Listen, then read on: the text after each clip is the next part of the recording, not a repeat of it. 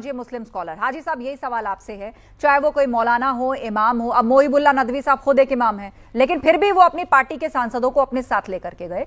वहां 2 महिलाएं थी और भी महिलाएं थी, बहुत सारे पुरुष थे, लेकिन एक मौलाना को सिर्फ एक ही महिला नजर आती है। पूरी तस्वीर जो मस्जिद के अंदर से निकल के सामने आई। अब ये डिबेटिक हो सकता है कि वो कहां तक गई, वहां तक जाना सही है, नहीं है, जायज है कि नहीं है, लेकिन पहनावे पे नजर जा रही है, खुलेआम कमेंट कर रहे हैं, किस तरह के शब्दों का इस्तेमाल कर रहे हैं। क्या ये सारी मर्यादा का ठेका औरतों के लिए ही है? और किसने इनको खुली छूट दी संविधान से चलने वाले उस देश में कि आप एक महिला के पहनावे को लेकर फप्ती कसें, टिप्पणी करें आप खराब शब्द से?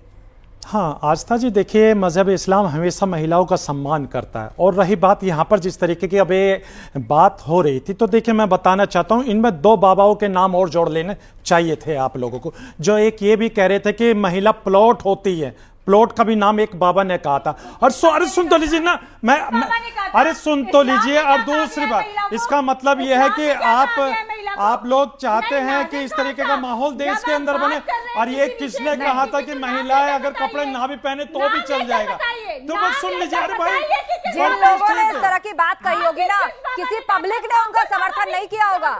और मुझे पूरा यकीन है कि आज जेल में बैठे होंगे ऐसे लोग। बता दीजिए अगर मैं गलत हूं। नाजिम साहब घूम रहे हैं ना, तो नाम ले दीजिए किस बाबा ने। नाजिम साहब ठीक है। हाँ, देखिए मुझे लगता है कि कहीं ना कहीं यति जी उन लोगों को सपोर्ट करती हैं, मैं तभी इनके पेट में दर्द चालू हो जाता। अरे भाई बात तो पूरी होने दीजिए, आप बात पूरी नहीं होने देते भाई। यहाँ महिलाओं के सम्मान की बात होती है तो हम महिलाओं के सम्मान की बात करते हैं, लेकिन आप लोग इसको एज ए मुस्लिम समाज के खिलाफ नफरत का माहौल पैदा करने की कोशिश करते हैं। सपोर्ट कर रहे हो जिन्होंने महिलाओं के खिलाफ अभद्र टिप्पणी की। आप दोनों ने अपनी अपनी बात रखी, वो दोनों पेशेंस के साथ सुन रहे थे।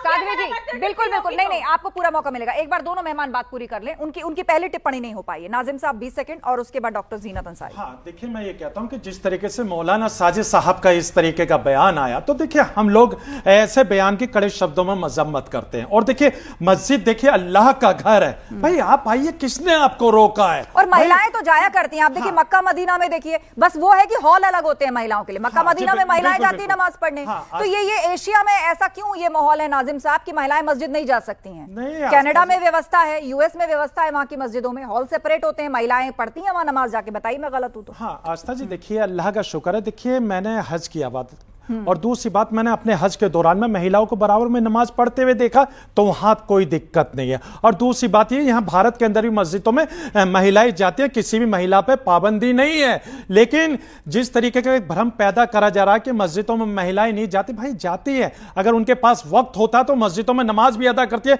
भाई जुमे के दिन भी हमने देखा कि महिलाओं को नमाज पढ़ते हुए देखा।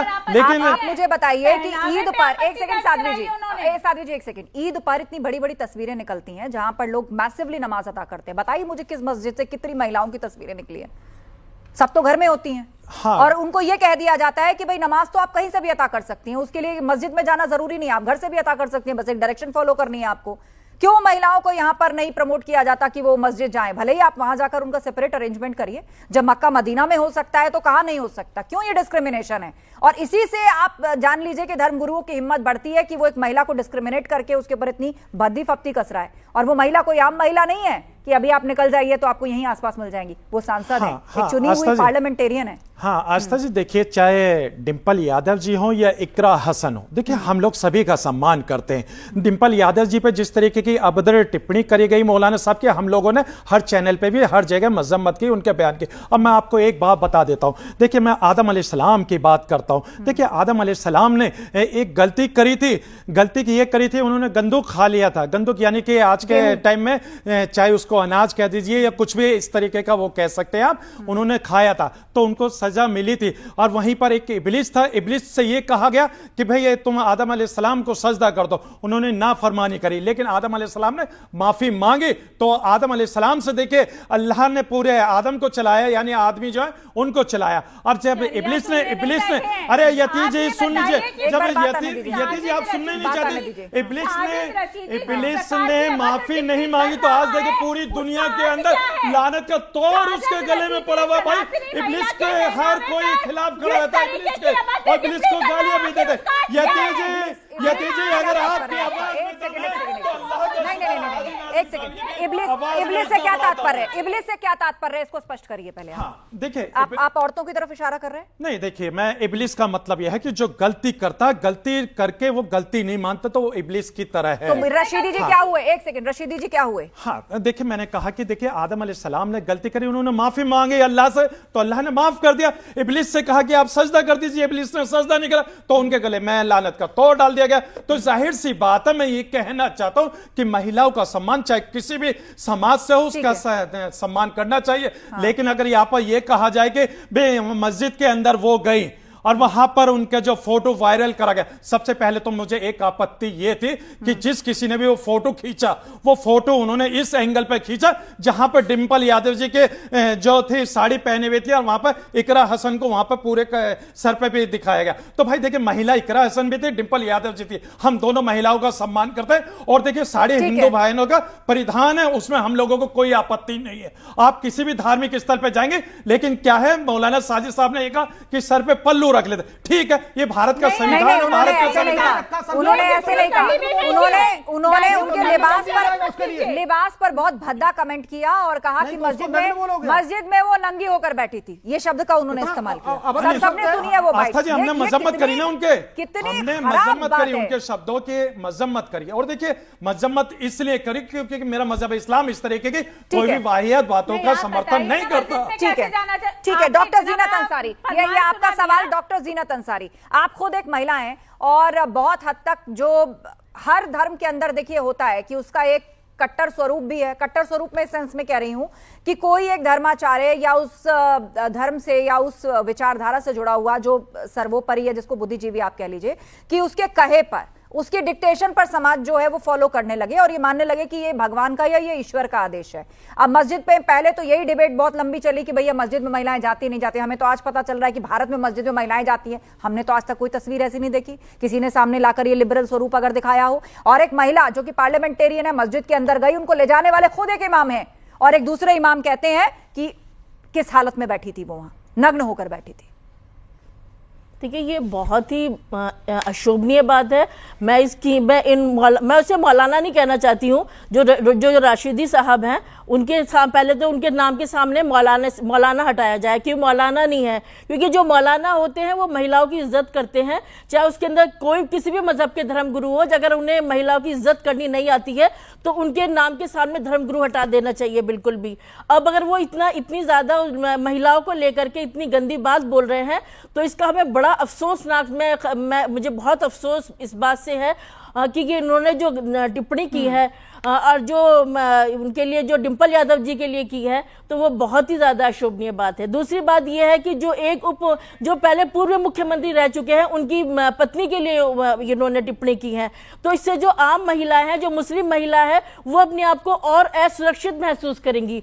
और उसी तरीके से जैसे कि हिंदू धर्मगुरु ने जो टिप्पणी करी है महिलाओं के लिए, बच्चियों की, यहाँ तक कि उन्होंने छोटे बच्चों को भी नहीं छोड़ा है, तो उनके लिए भी अफसोसनाक बात यह है कि उन लोगों की भी, मैं तो बार बार ये हर मीडिया पे और अपने हर चैनल के माध्यम से ये कहना चाहती हूं कि उनके नाम से धर्मगुरु हटा दिया जाए। बिल्कुल भी वो इस काबिल ही नहीं है, जो सिर्फ वो महिलाओं की ऐसी सोच, भद्दी सोच रखते हैं महिलाओं के प्रति, तो ये बहुत गलत है। और जैसे कि ये मस्जिद में मुसलमान औरतों का सबका जाना में कोई पाबंदी नहीं है, जैसे कि हम लोग वहां पे जाते हैं। एक बात डॉक्टर जीनत अंसारी, अब आप ईमानदारी से बताइए, आज शो पर आप कितनी बार मस्जिद गई और आपने नमाज पढ़ी है? मस्जिद में नहीं, मैंने मस्जिद में एक बार नमाज नहीं पढ़ी, पर मैं मस्जिद में बहुत बार जाती हूँ। मैं मस्जिद में है ना, आपको एक डर है ना कि कहीं नहीं, मुझे डर किसी चीज, अगर मुझे डर होता है तरह की मिसहैपनिंग मेरे साथ सड़क पे हो जाए, ऐसे कट्टर मौलाना इमाम अगर ऐसी बात रखेंगे, या घर में क्या कुछ सुनना पड़ जाए। नहीं पढ़ी है मैंने वहाँ पर आज तक। महिलाओं पर प्रतिबंध है, बिल्कुल प्रतिबंध नहीं है, बिल्कुल प्रतिबंध नहीं है, ये बिल्कुल गलत है। प्रतिबंध बिल्कुल नहीं है। उन्हें ये देखिए, जैसे कि ये पूरी तस्वीर है और इसी से बवाल शुरू हुआ है। अब ये इकरा हसन बैठी हैं और ये डिंपल यादव बैठी हैं, ठीक है? अब बताइए इसमें क्या अभद्रता है, क्या गलत है? ये भारतीय संस्कृति का प्रतीक है। वो इतनी एलिगेंस के लिए जानी जाती हैं, अपनी सादगी के लिए जानी जाती है डिंपल यादव, और एक मौलाना उनको किस तरह संबोधित कर रहे हैं। मौलाना और धर्मगुरु कोई भी हो, उनकी आंखों में अपनी गंदगी है। हो सकता है कुछ एक महिलाएं हो जो मस्जिद जा रही हूं, अब वहां जाने का सही पहनावा क्या होना चाहिए, ये तय करने वाला कौन है? मौलाना साजिद रशीदी जैसे लोग? हाँ देखिए, अभी आपने ड्रेस कोड वाली बात कर दी है। हाँ। तो देखिए, मस्जिद के अंदर कोई ड्रेस कोड नहीं है, अपना पूरा शरीर अपना ढका हुआ होना चाहिए।